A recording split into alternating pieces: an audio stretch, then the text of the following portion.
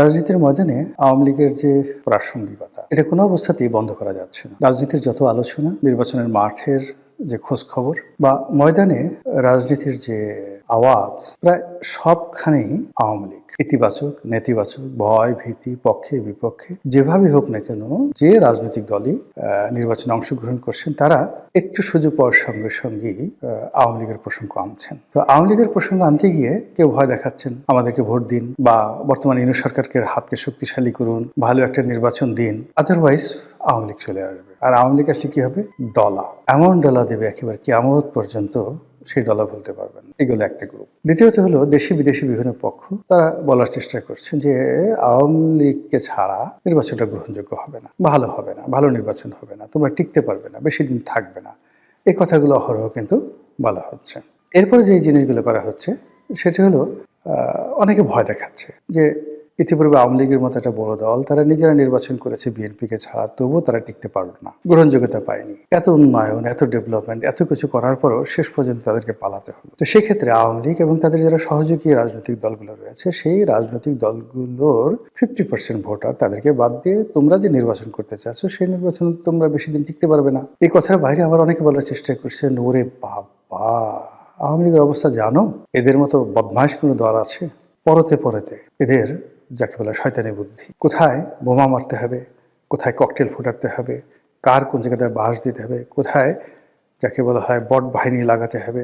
আপনি বোঝার চেষ্টা করুন যে গত 15টি বছর আওয়ামী লীগ আর জামাত একে অপরের সঙ্গে এভাবে মিশেছিল, আওয়ামী লীগও টের পায়নি যে তাদের মধ্যে জামাত আছে, আর জামাত আওয়ামী লীগের সঙ্গে থাকতে তাদের কোনো অসুবিধা হয়নি। তো সেই আওয়ামী লীগ যদি বিএনপি ক্ষমতা আসে, জামাত ক্ষমতা আসে, তাহলে তারা তাদেরকে স্বস্তিতে ঘুমোতে দেবে, খেতে দেবে, পড়তে দেবে, এটি কল্পনা করা যায় না।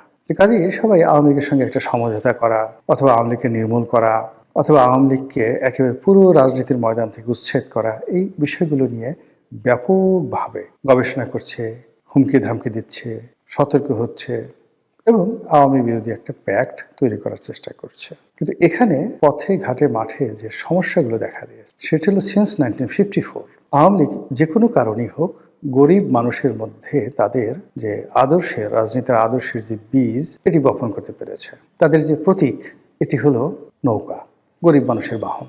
এবং এখনো পর্যন্ত আবহমান বাংলায় নৌকার যে কার্যকারিতা, অপরিহার্যতা, এটি আপনি অন্য কোনো বাহনের সঙ্গে তুলনা করতে পারবেন না। টিল নাও এখনো পর্যন্ত নৌকা 1 নম্বর পরিবহন। 2 নম্বরে যেটি আছে সেটি হলো এই দলটি গরিব মানুষের দল। তারা ক্ষমতা আসলে গরিব মানুষের জন্য সবকিছু করে, বিনামূল্যে তাদেরকে ঘর দেয়, টিউবওয়েল দেয়, 10 টাকা কেজিতে চাল দেয়, ইত্যাদি ইত্যাদি নানা রকম কথা। এখন তারা হয়তো কিছুই দেয়নি, কিছুই করেনি, কিন্তু ওই যে একটা রিক্সাওয়ালা, শেখ হাসিনার জন্য তার, শেখ হাসিনা নাই, সে কাকে ভোট দেবে, এই ধরনের কথা দেখেন ভাইরাল হয়ে গেছে। লোকজন জিজ্ঞাসা করছে যে শেখ হাসিনা যদি আবার আসে তাকে ভোট দিবেন? তারা বলে হ্যাঁ, অবশ্যই দেব। এই যে বিশাল অভুক্ত শ্রেণী, বিশাল অভাগা শ্রেণী, প্রান্তিক জনগোষ্ঠী, যাদের সবাই নৌকা, শেখ হাসিনা, বঙ্গবন্ধু, এদের জন্য পাগল। এবং পাগলের সাথে আপনি কিভাবে রাজনীতি করবেন? মানে আপনি কাউকে যদি বুঝাতে পারেন, বুঝানোর মতো একটা জায়গা থাকে। অনেক লোক বলে যে আমি হলাম, আমাদের বরিশালের আঞ্চলিক ভাষা, হিদলা পড়া আওয়ামী লীগ। আমি যখন করতাম, আমি যখন বিএনপিতেও গেছি, হাসতে হাসতে আগে আসলো যে এমপি সাহেব কাজটা করলেন কি, আপনি আওয়ামী লীগ ছেড়ে বিএনপিতে গেলেন, এই দেখেন আমাদের আওয়ামী লীগ করতে করতে শরীরে হিদলা পড়ে গেল, জীবনে কিছুই পাইলাম না, কিন্তু আওয়ামী লীগ তো ছাড়ি নাই, আপনি আওয়ামী লীগ ছেড়ে গেলেন কেন? আপনি এই কথা কি জবাব দেবেন বলেন? পরনের কাপড় ছেঁড়া, গায়ে গেঞ্জিটি পর্যন্ত নেই, কিন্তু মানে মুখ ভরা হাসি, দাঁত অনেকগুলো পড়ে গেছে, পান খেতে খেতে কালো হয়ে গেছে, আওয়ামী লীগ করে। এখন আপনি তাদের বিরুদ্ধে কিচ্ছু বলতে পারবেন না, বললেই সে আপনাকে আক্রমণ করে পড়বে। এইরকম একটা যাকে বলা হয় ফ্যানাটিক, একটা দুটো নয়, লক্ষ লক্ষ। এখন ঢাকা শহরে কত লাখ লোক রিক্সা চালায় বলেন তো আপনি? বা সারা বাংলাদেশে রিক্সা আছে কত? এই রিক্সাওয়ালাদের মধ্যে 99% লোক আওয়ামী লীগ করে, কেউ জামাত করে না, কেউ বিএনপি করে না। ঠেলা গাড়ি চালায় কত মানুষ, বুয়া আছে কত, এই বাংলাদেশে কত বুয়া আছে, গ্রামের কৃষক আছে কত, মেহনতি মানুষ, কুলি মজুর মোটে আছে কত, নাপিত আছে কত, ধোপা আছে কত, যে দেখেন 99% লোক তারা আওয়ামী লীগ করে, সব হিদলা পড়া আওয়ামী লীগ। এই যে একটা যাকে বলা হয় যারা আপনার সাথে সংঘাতে যাবে না, মারামারি করবে না, কোনো যাকে বলা হয় আবেগ দেখাবে না, কিন্তু ভোটটা দিয়ে দেবে নৌকাতে, আপনি এদের কোনো অবস্থাতেই আপনি এদেরকে পক্ষে আনতে পারবেন না। পক্ষে আনার জন্য আরেকটু যাদের টাকা আছে, পয়সা আছে, গায়ে কাপড় আছে, জামা আছে, এই মানুষগুলোকে আপনি আওয়ামী লীগের যে সমস্ত লোক তাদেরকে আপনি বিএনপিতে আনতে পারবেন, স্বার্থের লোক দেখাতে পারবেন। কিন্তু ওই যে ওর দারিদ্রতাটাই ওর মহানুভবতা, ওর দারিদ্রতাটাই ওর রাজনীতির যাকে বলা হয় শিকড়, এবং সেই শিকড় নিয়েই সে আওয়ামী লীগ করছে। কেন করছে সে নিজেও যায় না। আবার তার মরার পর তার ছেলে অল্প বয়স কিন্তু সে আওয়ামী লীগ করবে। তারা তো ওই আমাদের ফরিদপুরের যারা লোকজন আছে তারা আওয়ামী লীগকে বলে আমলীগ। আর পরবর্তীতে যেখানে আমি নির্বাচন করেছি বরিশাল, সেটা ওরা আবার আওয়ামী লীগ বলে না, ওরা আওয়ামী লীগই বলে আর কি।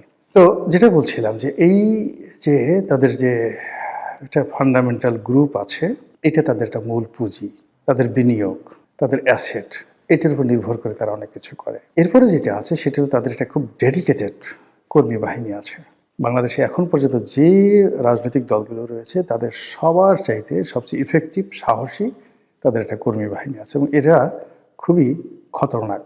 দলের জন্য তারা সব কিছু করতে পারে, বিভিন্ন রকম খতরনাক। আর এই খতরনাক কর্মীদেরকে দিয়ে তারা 1954-এ কি না করেছে, 1956-এ পুরো পূর্ব পাকিস্তান তছনছ করে ছেড়ে দিয়েছে, 1958-59-এ আইয়ুব খানের মার্শাল লকে চ্যালেঞ্জ করেছে, 62 সনে আইয়ুব খানের পুরো মসনদকে কাঁপিয়ে দিয়েছে, 66 সনে পুরো পাকিস্তানকে কাঁপিয়ে দিয়েছে, 69 একটা গণ অভ্যুত্থান করেছে, 70 একটা নির্বাচন করেছে, আর 71 একটা যুদ্ধ করেছে, মুক্তিযুদ্ধ। ফলে 1952 থেকে 1972 পর্যন্ত প্রত্যেকটি বছর, মানে 52 থেকে 72, 20 বছর, এই 20 বছরের যে সংগ্রামী জীবন, এই সংগ্রামী জীবনে তাদের যে রাজনীতির কৌশল, রাজনীতির পারঙ্গমতা, রাজনীতির সফলতা এবং রাজনীতির যেটাকে বলা হয় অ্যাচিভমেন্ট, প্রাপ্তি, এর সঙ্গে আপনি এশিয়া সাবকন্টিনেন্টের অন্য কোনো রাজনৈতিক দলের এই glorious 20 years of success in the field of politics, revolution, liberation war and মানে ইলেকটোরাল পলিসিতে সরকার গঠন করে রাষ্ট্র চালানো, চুয়ান্নতে তারা সরকার চালিয়েছে। তো সব মিলে এই 20 বছর হলো তাদের রাজনীতির স্বর্ণ সময়। এই স্বর্ণ সময় তাদেরকে একটা লিগেসি দিয়েছে, এবং সেই লিগেসি ব্যবহার করে 21 বছর পর ওই 20 বছরের লিগেসি ব্যবহার করে 75-এর 15ই আগস্ট থেকে শুরু করে একেবারে 1996 সন পর্যন্ত 21টি বছর ধরে তারা ক্রমাগত কচ্ছপের মতো তারা এগিয়েছে। কচ্ছপের মতো যাকে কামড়ে ধরার তাকে কামড়ে ধরেছে। 80-র দশকের যে পত্রপত্রিকাগুলো, সেটা বিচিত্রা, বিচিন্তা, আজকের সূর্যোদয়, নয়া পদধ্বনি থেকে শুরু করে যত নাম করা পত্রিকাগুলো ছিল, সেখানে গিয়ে দেখবেন যে শেখ হাসিনার পোর্ট্রেটগুলো কি ছিল। বিশাল একটা নাক ছিল, লম্বা একটা মানে গোল একটা চোখ ছিল, তাকে নানাভাবে চিত্রিত করার চেষ্টা করা হয়েছে, ভয়ঙ্কর, তারপরে শেষে দানবী, তারপরে শেষে ডাইনি, কি না করার চেষ্টা করেছে ওই সময়টাতে, সাত জামানাতে। কাজ হয়নি। তিনি ওইগুলোকেই যে প্রাইড হিসেবে নিয়েছেন, প্রাইড হিসেবে নিয়ে পুরো এরশাদের জমানায় এরশাদকে জলে, স্থলে, অন্তরিক্ষে তছনছ করে ছেড়ে দিয়েছে। এরশাদের পরে আবার 91 থেকে 96 সে মানে বেগম জিয়ার জমানা, তছনছ করে ছেড়ে দিয়েছে, ঘুম হারাম করে দিয়েছে। তখন তো বেগম জিয়া অনেক শক্তিশালী ছিলেন, সরকারও শক্তিশালী ছিল, দেশের বিধি ব্যবস্থা, আইন কানুন এখনের সাথে 100 গুণ পারফেক্ট ছিল, পুলিশের অনেক ক্ষমতা ছিল। তারপরও ওই সময়টাতে আপনি গিয়ে দেখেন আওয়ামী লীগের যে রাজপথের যে তাদের যে পারঙ্গমতা, ইফেক্টিভনেস, বদমাইশি, কূটনীতি, ভালো মন্দ সব মিলিয়ে, মানে এক একটা নেতা মানে কি, এক একটা নেতা মানে এক একটা পরশ পাথর, এক একটা নেতা মানে বটবৃক্ষ, এক একটা নেতা মানে ইবলিস, সব মিলিয়ে আওয়ামী লীগ। আমাদের ওই অঞ্চলে একটা স্লোগান আছে, জাতে মাতাল তালে ঠিক, আমরা সবাই আওয়ামী লীগ। আর একজনে বলতেছিল ওর বাড়ি কোথায়, বলতেছে নোয়াখালী, সঙ্গে সঙ্গে সে মাথায় হাত দিছে, বলেন কি ভাই, মুখ কালো হয়ে গেছে, কি হয়েছে ভাই, একে তো আওয়ামী লীগ, তারপরে আবার নোয়াখালী বাড়ি, বুঝতে পারেন। যে কোনো একটা ডিল করার আগে সে চিন্তা করছিল। সে এই হলো আওয়ামী লীগের পরিচয়। আবার সেই আওয়ামী লীগ 2001 থেকে 2006 পর্যন্ত, এবং 111 সব আরও 2 বছর কি করেছে বাংলাদেশে। তাহলে দেখুন ওই যে 20 বছরে তাদের যে সংগ্রামী জীবন, তারপর আবার 21 বছরের যে সংগ্রামী জীবন, 20 আর 21 41 বছর।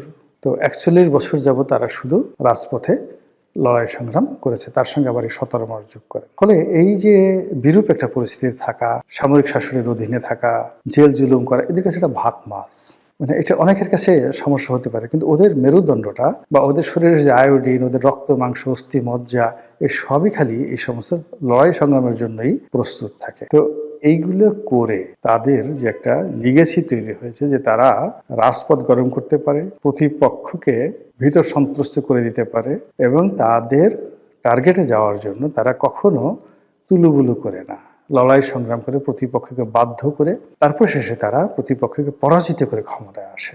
এবং অতীতে তারা মুসলিম লীগের বিরুদ্ধে লেগেছে, পরাজিত করেছে, ক্ষমতা এসেছে।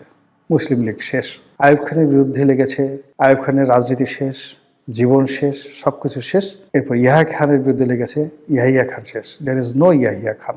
তাকে এই সেনাবাহিনীর প্রধান, প্রেসিডেন্ট সবকিছু রেখে তাকে পরবর্তীতে ইংল্যান্ডে গিয়ে থালা প্লেট পরিষ্কার করে তাকে পেটের ভাত জোগাতে হয়েছে। এইভাবে আওয়ামী লীগ এরশাদ সাহেবকে ধরেছে, শেষ, একেবারে বগল দাবা করে যা করেছে বলার মতো না।